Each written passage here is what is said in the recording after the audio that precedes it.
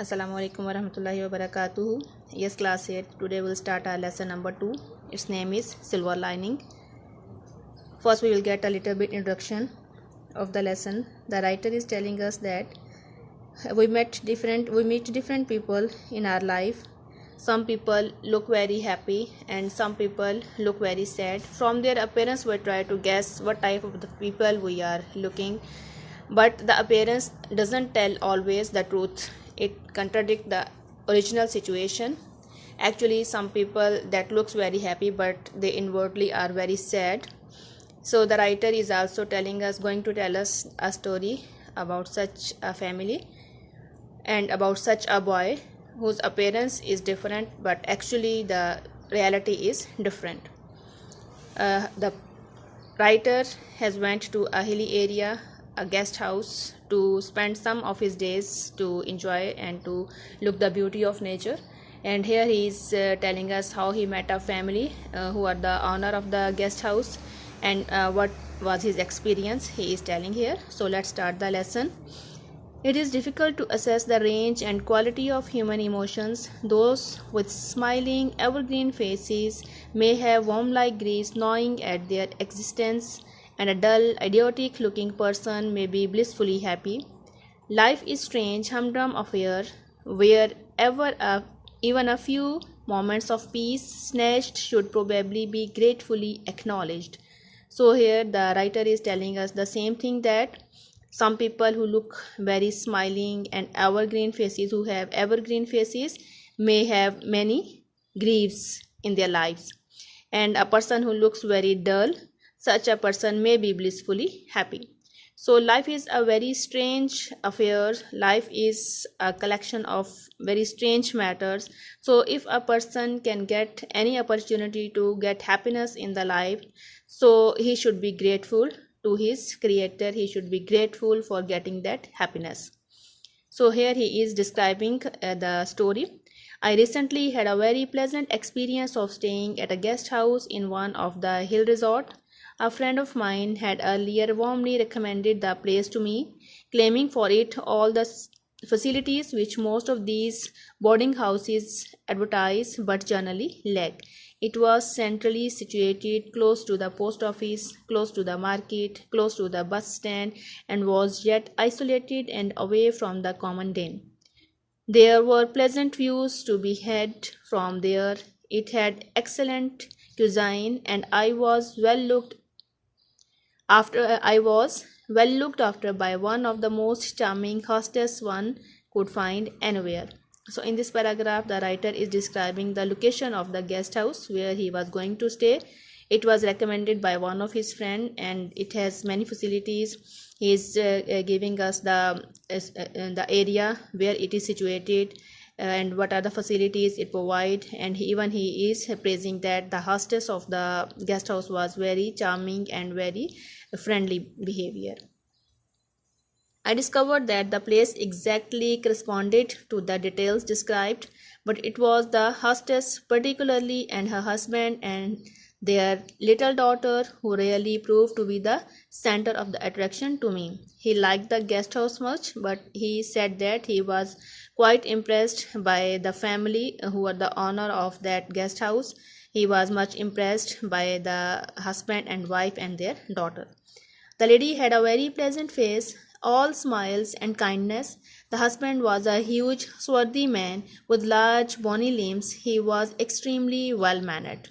There he is describing the physical appearance of both of them. Mrs. Ahat, the landlady, took me in hand the moment I arrived. It means that she welcomed him very warmly. She looked after my luggage, gave instruction regarding my room, and had a cup of delicious coffee produced in no time. She immediately made coffee for him and offered him that coffee and put me at my ease by talking to me informally about myself and my visit. She started to talk to him in very friendly manner. I was completely won over by the family. It appeared as if I had known them for years, and he was quite comfortable with the family. He felt that he met them, he has been knowing them for many years. While thus chatting with the two of them, I became aware of the slightly built girl hiding behind the settee. She must have been about 8 and was sweet and charming like her mother and was trying to avoid me. When he was busy in discussing and talking with the couple, Mr. and Mrs. Ahad, he suddenly noticed that there was also a girl. So I could not help smiling. I saw that she was staring at me. The girl was looking at the new guest, and he also impressed by the beauty of that child. I said, "What's your name?" and beckoned to her to come to me. It's mean he gave her the signal to come to him. The girl became immediately self-conscious, shook her head, and stood where she was. It's mean that she didn't come near to that person. I called once more, "Hello, come here, dear." She blushed and again shook her head. After a second, she ran out. I thought I saw tears in her eyes. It was strange response of the girl. Instead of coming near to that person, she was just tried to run off from the sight, and there were also tears in her eyes. I suddenly became aware of an awkward pause in the room, and turning to look at the Ahads, I discovered that both of them were frowning, a painful look on their faces. Mr. Ahad said apologetically, "I'm sorry, Mr. Nadeem. You see, our daughter cannot hear anything nor speak. That's why she didn't come to you." Now the parents were giving the explanation why the daughter behaved in this way, and when he just asked the girls to come to him and she ran off, so there was also a pause and uneasiness in the room. And then Mr. Ahad replied to Mr. Nadeem, the guest, that their daughter was unable to speak or listen, so it gave a very painful effect on her parents. I gasped and muttering something about being sorry. The guest was quite embarrassed by the situation. I became confused and did not know what more to say, for I was feeling ashamed at my forwardness with a child who was obviously not in a position to respond to my approaches of friendship. I vaguely felt I had wronged her and her parents. He was quite embarrassed by the situation, and he felt sorry that he should not do like that, and he felt that he had created the problem, created a pain for the girl and her parents. It didn't take me long to see that this was a situation the poor parents had to put up with almost daily, for every day one or two guests left and new one came along, and at the very first meeting or soon afterwards they would run into the child, be fascinated by her charm and beauty, and want to talk her and to pet her and so on, and every time it would result in the child silently smiling, sighing, and withdrawing, leaving the look of agony on the faces of her parents. Then the writer, he thought by himself that it was not a new situation for the parents. It was a guest house, so it's mean that daily some new guests came there, and as he himself impressed by the charming girl and he wanted to talk to her, in the same way the other people might also try to talk to her, and in the same way such type of situation would be created. So when the girl left, there was a painful effect on the faces of her parents. Often it would lead to the lengthy explanations as to how the calamity had come about, for many of the inquisitive visitors like to know if it was from birth or the result of an accident, whether anyone else in the family suffered from the similar disability, and if any treatment was being given. So these are the types of the questions the different guests might in habit of asking to the parents when they saw the girl in such a situation. The queries were answered by the parents haltingly and with the obvious anguish. What struck me was the worst part of the situation was that the girl would be often gravely looking on, her eyes aghast with horror and self-pity, aware that she was the topic of discussion. She had no other pastime than to run around the house or play with the servants, so she didn't go to the school as there was none there to cater for her needs. They had tried to teach her at home, but without ears, and she could speak. Sorry, but without success. She could only hear faintly without feeling much when one shouted close to her ear, and she could speak nothing except utter animal-like cries of happiness and sorrow, or say crudely such words as mama or uncle. All her other communications were confined to gestures with her hands, which brought a fleeting sensation of torture to her whole being when one failed to follow what she was saying.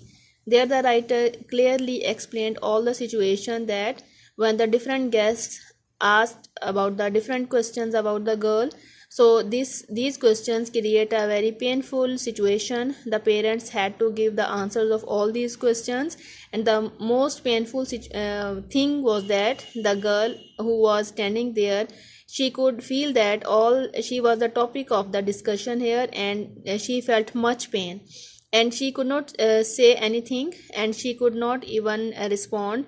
Her parents tried to teach her.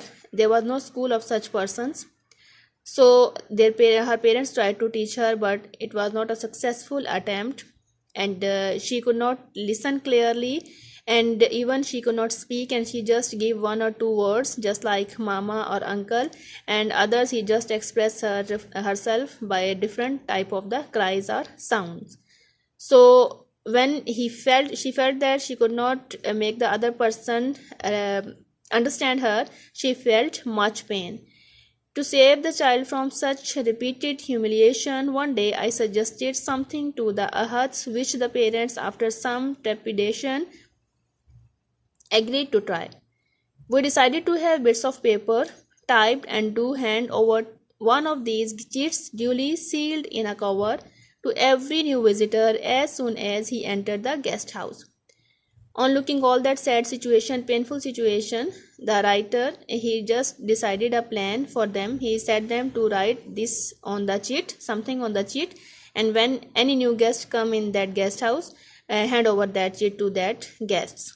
And first the parents were reluctant, and later on they were agreed. And what they decided to write on that chit, it was here mentioned: our daughter is deaf and dumb.